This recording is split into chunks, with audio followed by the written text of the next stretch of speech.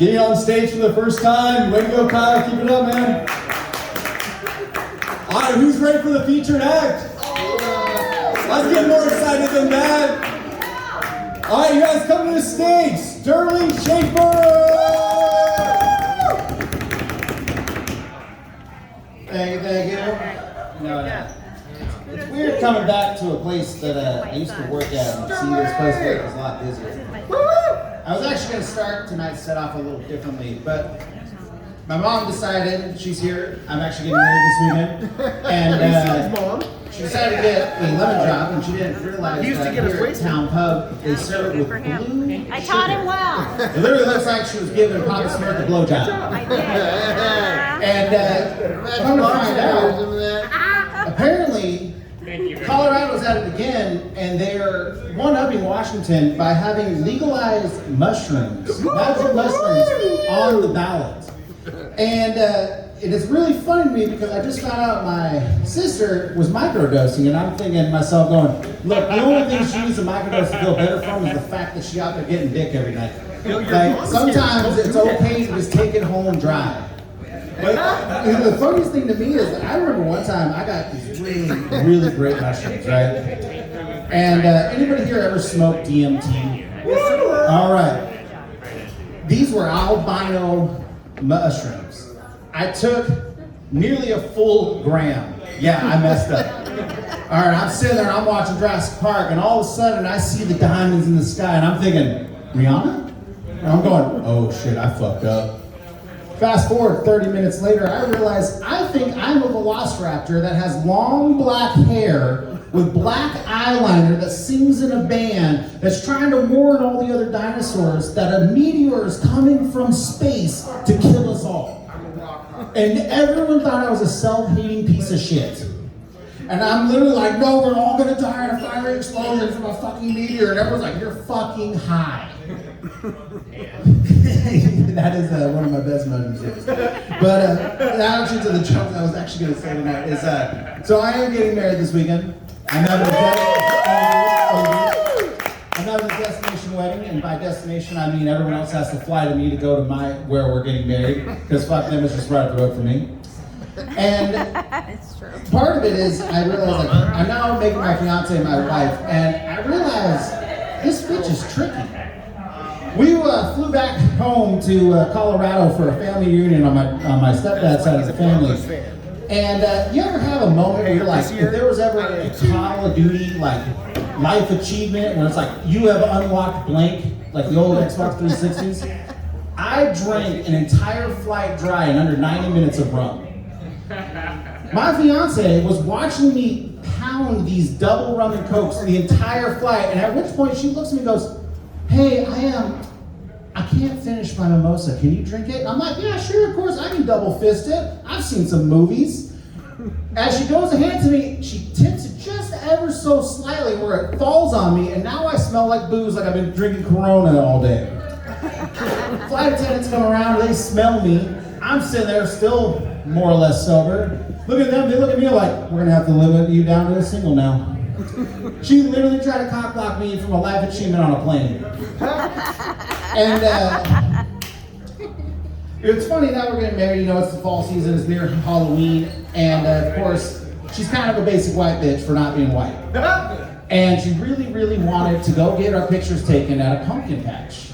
And the one thing I realized about a pumpkin patch is why have none of them done this? Why do they not have a beer garden and a pumpkin patch? There's literally a dude who got famous on TikTok for having tailgate parties at a Target. They could literally have pumpkin spice beers. Can you imagine? Literally the girl goes, hey, do you want to go to the pumpkin patch? Fuck yes, I'm calling the boys, let's roll, let's do these pictures. They're gonna be sitting in the pumpkin patch. By the way, listen, Nordstrom's has a bar in their stores just so people can sit there because they're sniffing others shopping too long. Okay, now all I'm waiting for is Target, aka Target, to have a bar. Oh, by the way, when you finally get the deal for that idea with Target, I expect my check in the mail. No, I'm not gonna. And, you know, I kind of forgot where I was going with this. Oh, yeah.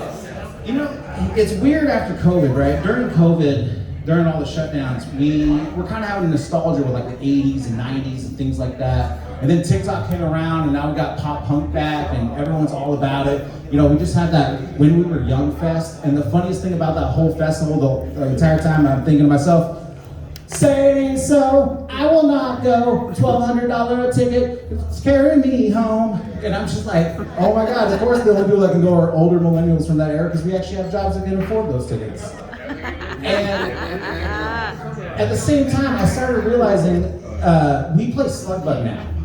Now, just so everyone knows, a V-Dub Bug has not been in production since July of 2003. That is 19 fucking years, and they have some people rolling around like they're riced out, going like, and you're just like, why does your car look brand new off the lot?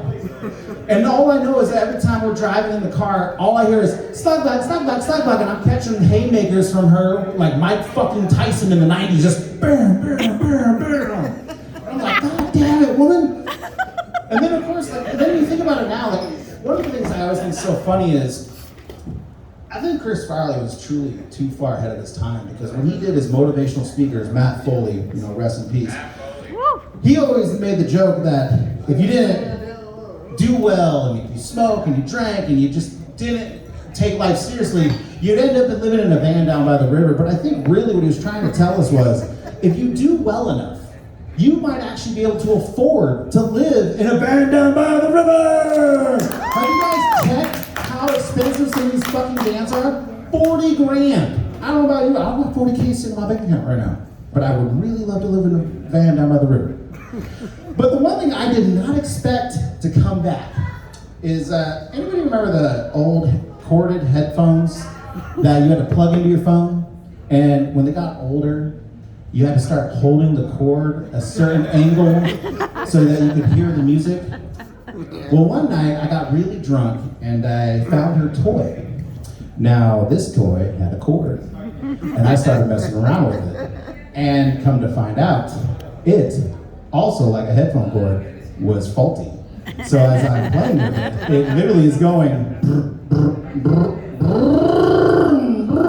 I'm like, oh my God, it's like an iPod. You know, it's fun. I used to work there. I still do work as a bartender, and I think one of the funnest things about bartending is all the different experiences and people and situations I get to see as a bartender. And one of my favorite ones where I now work is, I have an older couple that comes in, and it's a grandma and grandpa, and the grandma is blind. Well, for the first time, they brought in she's probably in about late 30s, early 40s daughter. And I see the grandma and I say, oh my God, it's so good to see you. Like, how have you been? The daughter looks me dead square in the face and goes, she's blind. I looked the daughter square in the face and said, does that mean she's deaf? The grandma then jumps in and goes, oh, we've missed you so much since we haven't been here in a while. The daughter looked absolutely mortified, and I'm looking at her like, you a dumb bitch.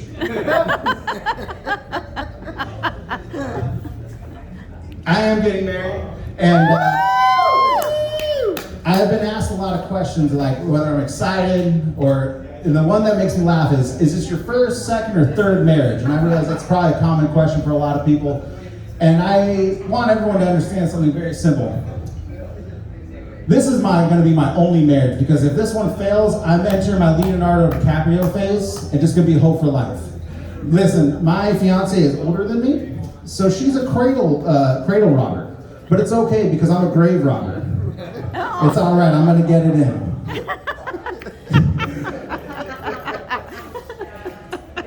You know, I've never shot a lion, but I sure as shit choked a cougar. You know, as we're going along in life, more and more, how many people here are tits guys or tits girls? How many people are ass people? We got a little bit of both.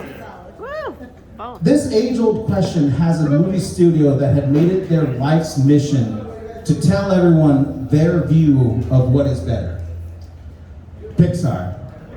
You look at any of their movies they've made and look at every single one of their moms. Elastigirl.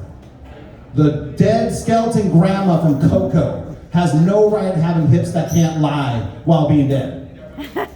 Even Andy's mom had an absolute dump truck for an ass. And I realized the only reason why they do this is because they truly have to sing a very specific song before they pitch every movie idea. And you guys want to know what that song is? Yes. Bring it, babe. The Bring it. song goes a little something like this. Thunder thighs are on the loose. Thunder thighs are here. Feel the magic, feel the roar. Thunder thighs are loose. Thunder, thunder, thunder thighs. Oh! My name is Sterling Shaver. I hope you guys have enjoyed tonight. Please give your hands up for the host and Tony Peters. Oh, you did so good. Sterling Schaefer, everyone, keep it going.